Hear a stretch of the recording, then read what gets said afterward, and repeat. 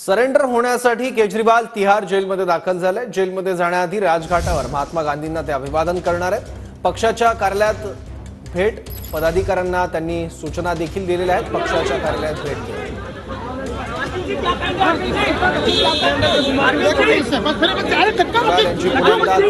रवानगी होत्या। पक्षाच्या कार्यालयात त्यांनी भेट देत पदाधिकाऱ्यांशी संवाद साधलाय, त्यांना सूचना देखील दिलेल्या आहेत। सरेंडर होण्यासाठी केजरीवाल आता तिहार जेलमध्ये दाखल झाले आहेत। जेलमध्ये जाण्याआधी त्यांनी राजघाटवर महात्मा गांधींच्या स्मृतींना देखील अभिवादन केलं।